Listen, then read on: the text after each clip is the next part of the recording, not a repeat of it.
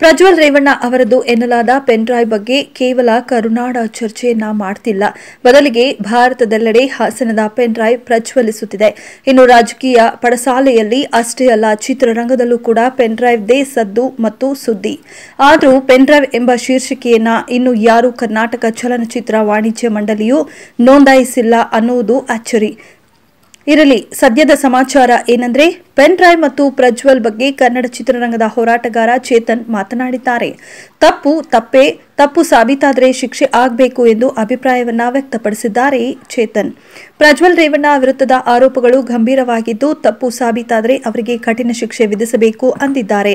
ಅನ್ಯಾಯಕ್ಕೊಳಗಾದ ಮಹಿಳೆಯರು ತಮ್ಮ ಕಷ್ಟಗಳನ್ನು ವಿವರಿಸಲು ಧೈರ್ಯದಿಂದ ಮುಂದೆ ಬರುತ್ತಿರುವುದನ್ನು ನೋಡಿ ಸಂತೋಷವಾಗಿದೆ ಎಂದಿರುವ ಚೇತನ್, ಪ್ರಜ್ವಲ್ ರೇವಣ್ಣ ಅವರ ಪ್ರಕರಣವನ್ನ ಸಾವಿರಾರು ನಿರ್ಭಯಾಗಳಿಗೆ ಹೋಲಿಸಿದ್ದು, ಅದಕ್ಕೆ ಪ್ರಧಾನಿ ಮೋದಿ ಮತ್ತು ಬಿಜೆಪಿ ಹೊಣೆ ಹೊರಬೇಕೆಂದು ಒತ್ತಾಯಿಸುತ್ತಿರುವ ಕಾಂಗ್ರೆಸ್ ಪಕ್ಷದ ಮಹಿಳೆಯರ ನಡೆ ಹಾಸ್ಯಾಸ್ಪದವಾಗಿದೆ ಎಂದು ಕೂಡ ಚೇತನ್ ಅಭಿಪ್ರಾಯ ವ್ಯಕ್ತಪಡಿಸಿದ್ದಾರೆ. ಇನ್ನು ಲೈಂಗಿಕ ಹಗರಣದಲ್ಲಿ ಭಾಗಿಯಾಗಿರುವ ಪ್ರಜ್ವಲ್ ರೇವಣ್ಣ ಅವರಿಗೆ ಅಂಜಿಕೆ ಇಲ್ಲದಿರುವುದು ನನ್ನ ಮನಸ್ಸನ್ನ ದಿಗ್ಭ್ರಮೆಗೊಳಿಸಿದೆ ಎಂದಿರುವ ಚೇತನ್, 2900 ಚಿತ್ರಗಳು ಅಥವಾ ವಿಡಿಯೋಗಳನ್ನು ಒಳಗೊಂಡಿರುವ ಪೆನ್ ಡ್ರೈವ್ ಅನ್ನು ಸಾರ್ವಜನಿಕಗೊಳಿಸಿದರೆ ಜೆಡಿಎಸ್ ಪಕ್ಷ ಮತ್ತು ಕುಟುಂಬದವರ ಮೇಲೆ ಆಗುವ ಪರಿಣಾಮಗಳ ಬಗ್ಗೆ ಪ್ರಜ್ವಲ್ ರೇವಣ್ಣ ಅವರಿಗೆ ಯಾವುದೇ ಭಯ ಇರಲಿಲ್ವೇ ಎಂದು ಪ್ರಶ್ನೆಯನ್ನ ಮಾಡಿದ್ದಾರೆ ಆ ದಿನಗಳು ಖ್ಯಾತಿಯ ಚೇತನ್.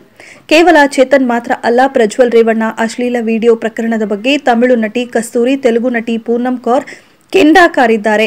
ಸೋಷಿಯಲ್ ಮೀಡಿಯಾದಲ್ಲಿ ಆಕ್ರೋಶ ವ್ಯಕ್ತಪಡಿಸಿದ್ದಾರೆ. ಬಿಗ್ ಬಾಸ್ ಸ್ಪರ್ಧಿ ಪ್ರಥಮ್ ಕೂಡ ಈ ಬಗ್ಗೆ ಪ್ರತಿಕ್ರಿಯಿಸಿದ್ದಾರೆ. ಪ್ರಕಾಶ್ ರಾಜ್ ಕೂಡ ಇದೇ ವಿಚಾರಕ್ಕೆ ಸಂಬಂಧಿಸಿದಂತೆ ವಾಗ್ದಾಳಿಯನ್ನ ಮಾಡಿದ್ದಾರೆ. ಉಳಿದಂತೆ ಜೆಡಿಎಸ್ ಶಾಸಕ ಎಚ್ ಡಿ ರೇವಣ್ಣ ಹಾಗೂ ಅವರ ಪುತ್ರ ಹಾಸನ ಸಂಸದ ಪ್ರಜ್ವಲ್ ರೇವಣ್ಣ ಅವರ ಲೈಂಗಿಕ ಕಿರುಕುಳ ಪ್ರಕರಣದ ತನಿಖೆಯನ್ನು ತೀವ್ರಗೊಳಿಸಿರುವ ಎಸ್ಐಟಿ ತಂದೆ ಮಗನಿಂದ ಕಿರುಕುಳಕ್ಕೊಳಗಾದ 5 ಮಹಿಳೆಯರಿಂದ ಮಾಹಿತಿ ಕಲೆ ಹಾಕಿದೆ.